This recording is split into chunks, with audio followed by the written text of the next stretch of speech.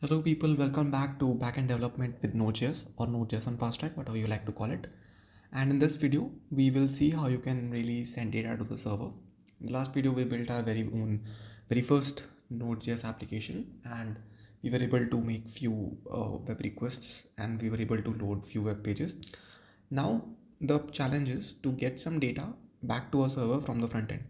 To understand this, we are going to take one of the most generic examples. So you go to google.com, right? You write something here, right here. You can search for something, let it be Dartbucket or anything else. You search for something, this data is sent to the Google servers or wherever Google keeps its servers. And that's where this string is now compared to whatever they have and they give you the results, right?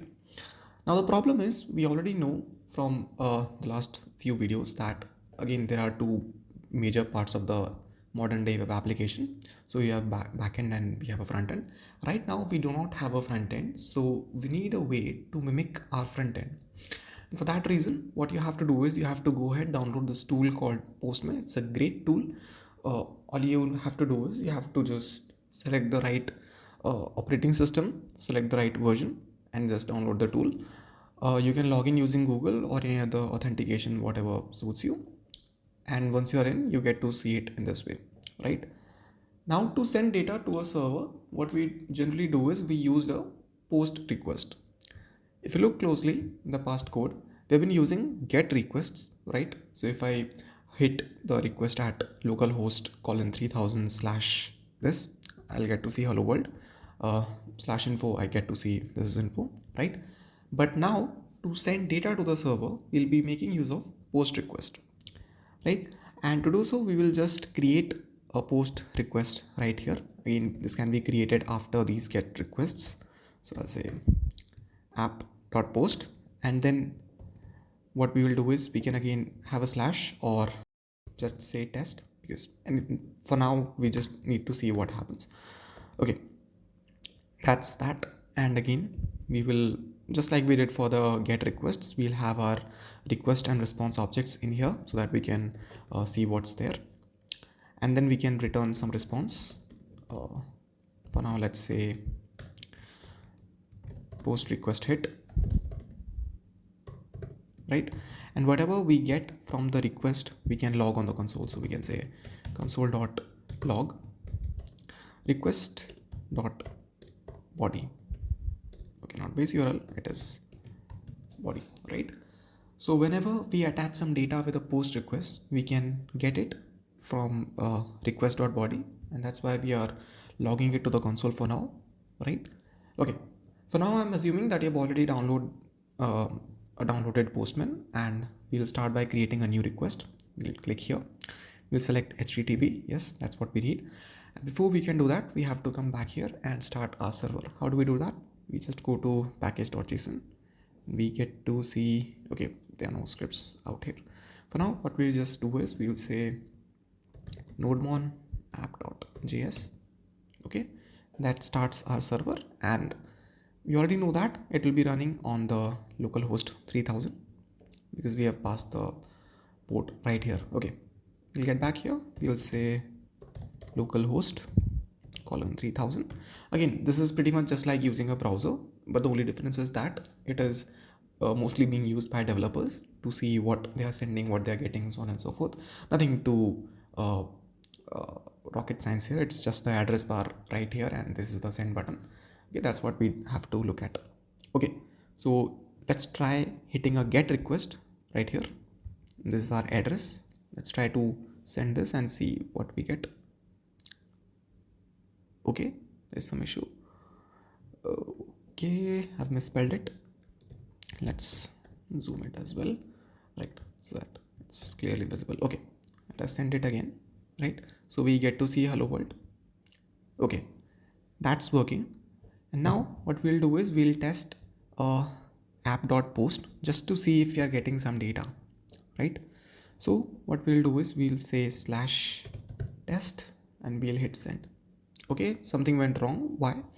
Because slash test is of type post, and what we are doing is we are hitting a get request. Okay, let us hit a post request, and now let us try to send this. Okay, we get this response back that says post request hit. And if you go to the console, something was logged and says undefined. For better clarity, let us say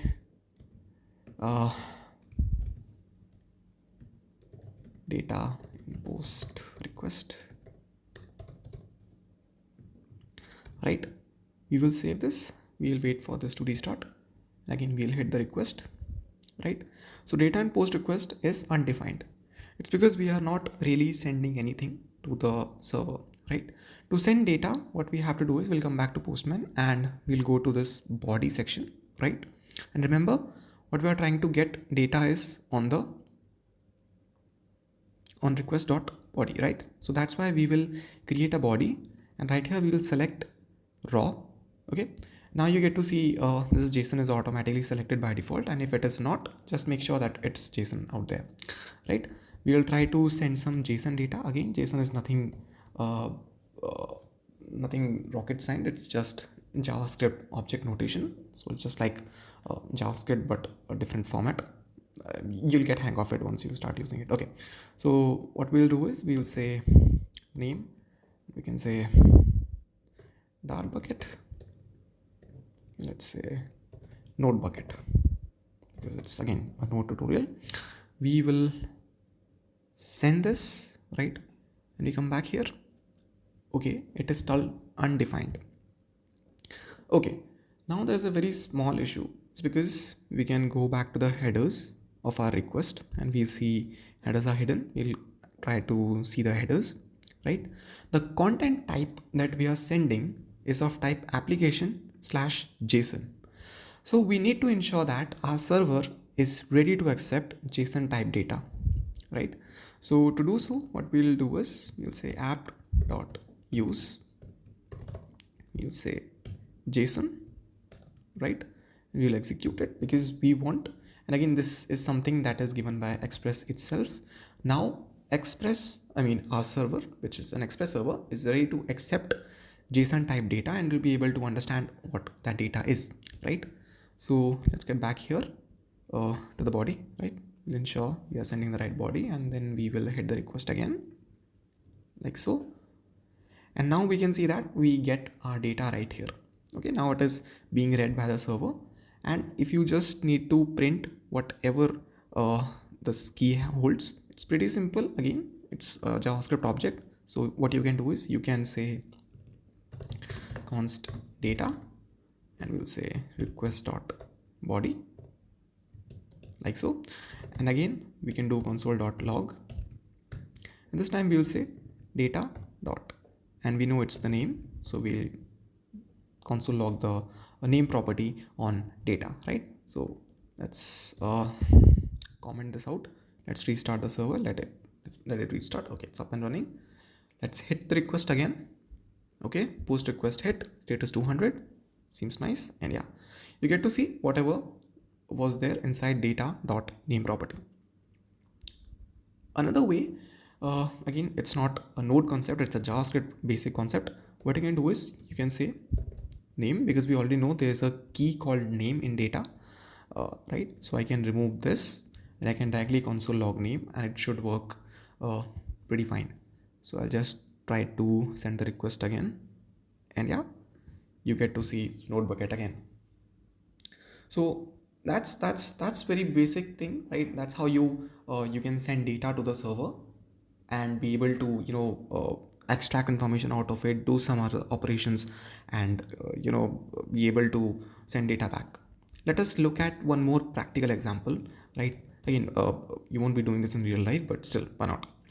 Let's create a function on the server that adds to number. Right, again, it's a very childish example, but gets a lot of concepts cleared out.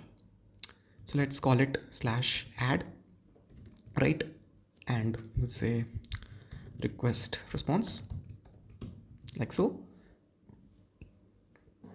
and now we need to have two values. So let us assume we are getting some data like so.